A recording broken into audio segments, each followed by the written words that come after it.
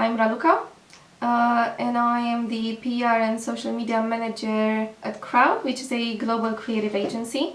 And today we'll be talking to you about what I think is going to be the future of the fashion industry, or how I like to call it, the new normal. So as you can see from my title, I will be mostly talking about CGI models today in the fashion industry. And I think it's only fit that I give a brief description of what CGI was, what it is now, what it stands for, and what it could potentially become. CGI stands for Computer Generated Imagery, and it started or it was developed in the 1960s by a group of Russian mathematicians who only managed to move a cat across the screen. So, not a lot. But then less than 50 years later, there was the movie Avatar, and for those that have seen it, it's pretty good in terms of imagery. And I think that 80 to 90% of the movie is only CGI. And this leads to my next point. CGI is mainly used in the movie industry, so why can't it be used in any other industry such as fashion? So Balmain, which is a fashion house from Paris, for those that don't know, and it's very expensive and exclusive as well, adopted these models in 2018 in one of their campaigns, which was called Balmain Virtual Army. And I analyzed all the social interactions for the 6 posts that were posted during the campaign. I coded those to find out the sentiment and what people were saying, and just group different people into different categories to see if this could potentially work in the future, or if it won't. People were divided into 3 different categories: positive sentiment, negative sentiment, and neutral.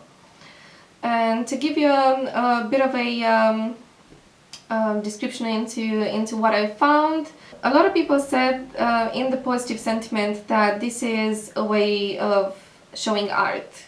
This is very arty, and this is aligned with the fashion industry, because fashion industry is first and foremost art. It's about fabrics, colors, patterns, all put together to create something beautiful. It's not just going to Primark and buying some clothes. That's not fashion. So yeah, they thought this is a good way to portray the fashion industry, as well as create some new jobs for designers and developers. Then some said that it is a very good way to diversify content, because if you go on any fashion page, you will mostly see models, clothes, some more clothes, some more models, some more models, and some more clothes. So I'm not saying it's boring, but I'm just saying that this is a very thumb-stopping way. This is very thumb-stopping content, basically, and it creates buzz and it drives a lot of attention to the brand, which is particularly good, especially when you're trying to launch a new line or a new product. Then some said that this was a PR stunt, which I believe it was, and it's not a bad thing. It was a good PR stunt because it drove a lot of attention to the brand nationally and internationally. This story was covered by many publications, including Vogue, so this is a good way to get some free PR. Then some said that this helps with sustainability as well, but this aspect can be debated. So I asked one of my colleagues from the development team if this is actually true, and he said that not really, because the CGI imagery has to run on very powerful computers that use a lot of energy, so essentially it's not that sustainable. However, you could compare it with 2 different scenarios. So if you take the scenario where you have just one photo shoot with one model photo shooting in outdoors, basically, with one photographer and then the model does her own hair and makeup, then yes, the in-person photo shoot is definitely more sustainable than CGI. However, if you have a very big photo shoot where you have to fly in all these people, hairstylists, makeup artists, models, other members of staff, camera crew, and probably, I don't know, 20, 30 or even more people to a location and pay for the venue and all of that, that is definitely less sustainable than CGI. So it really depends how you look at it.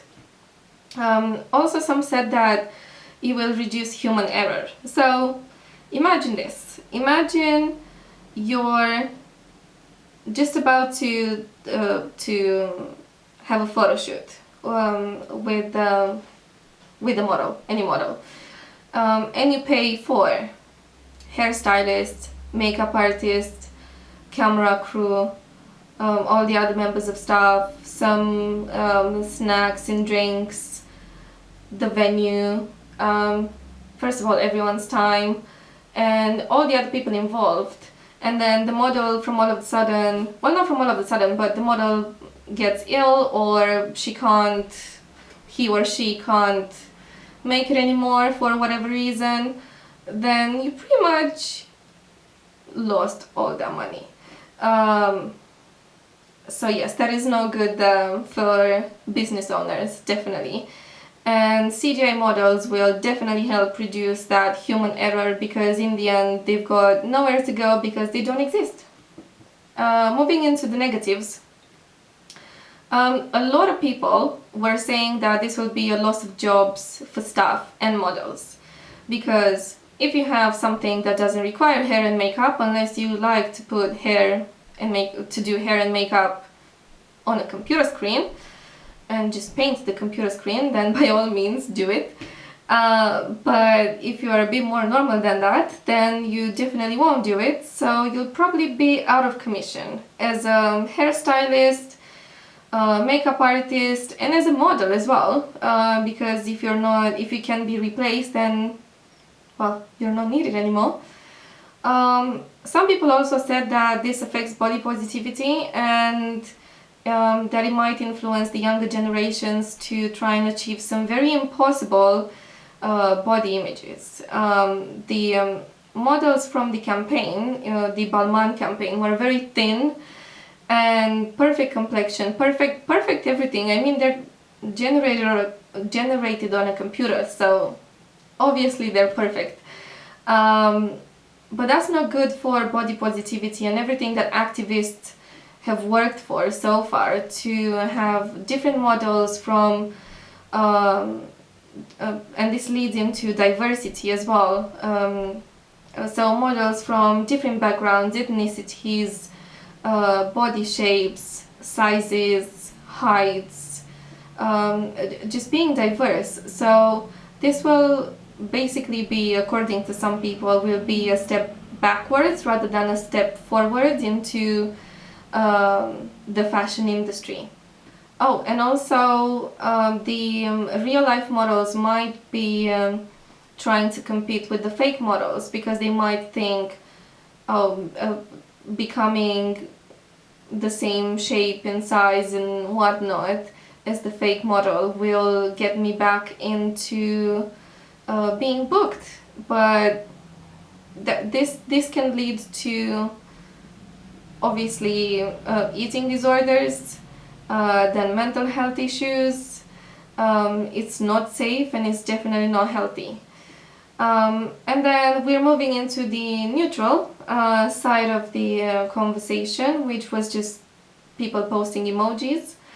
And also some people thinking that these were real. I'm not sure how some people can think these are real, but anyway, they are pretty realistic, so I'm gonna give them that.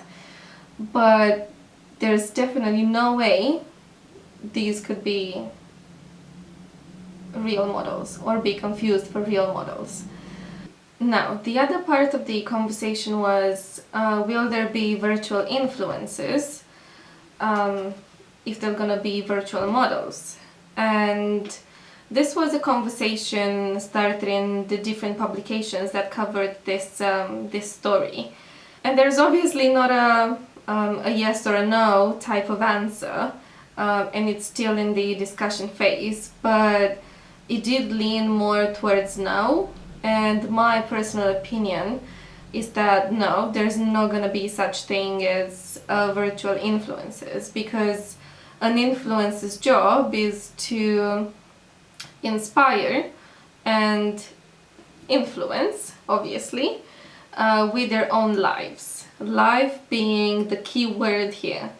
And I take myself, for example, I follow influencers to see tips on some makeup, clothes, skincare, different things that they do in real life, whereas if you don't exist, you can't do things in real life. Pretty obvious. So no, I don't think there's going to be such thing as virtual influencers. And now to go into conclusions and what I personally think about this, because like I said, this is still an open conversation, and it's never going to be really a black and white type of answer, a yes or a no type of answer. But I personally do think that it's going to become more popular, and it's going to become the new normal, and people will adapt to different situations. Because when you first get something like this, you're a bit shocked, and we can actually compare it to the situation that we're currently in with the coronavirus. Business owners at the beginning, especially the ones that weren't a big fan of working from home, they're now very happy with people working from home, and they've adapted to this. And it was a big shock at the beginning, and uncertainty as well. But the more we practice something, the more we're gonna get used to it, especially if it doesn't hurt other people. And in my opinion, this won't. Yes, it will decrease some jobs, because in some campaigns maybe there's gonna be a mix of virtual models and real life models. So instead of having 5 real life models, you're gonna have 3 real life models and 2 virtual models. So obviously the other 2 that could have been hired won't be hired anymore. But I personally don't think that all of these modeling jobs, hairstylists and makeup artists and all the stuff that comes with a photo shoot will be completely removed. I doubt that.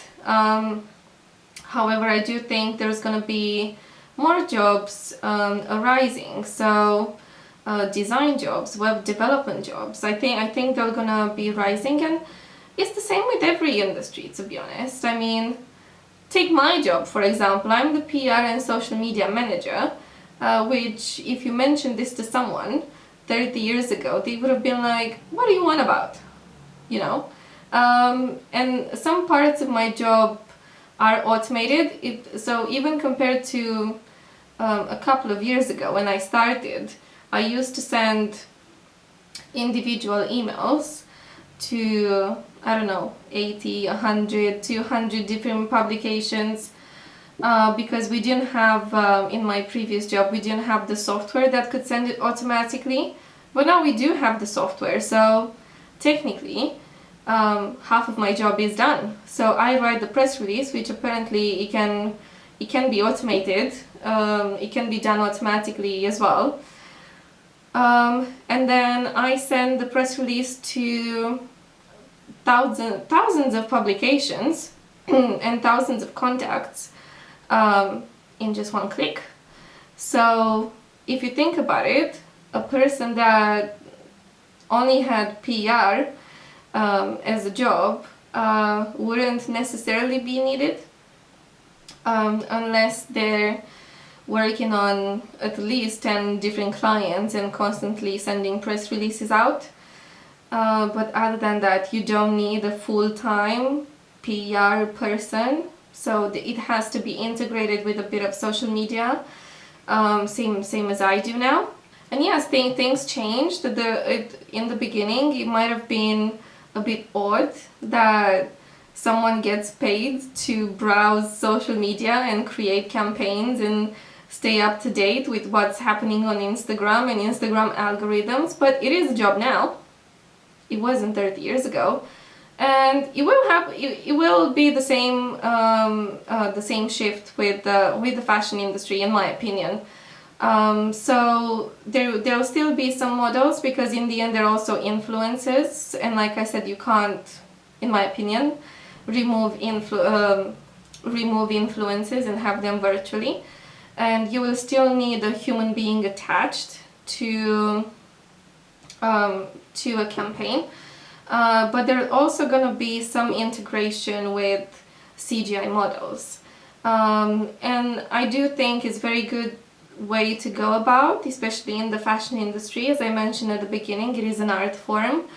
So I think it's very beneficial. So give it another 10 years, I guess, probably 5 or more or less.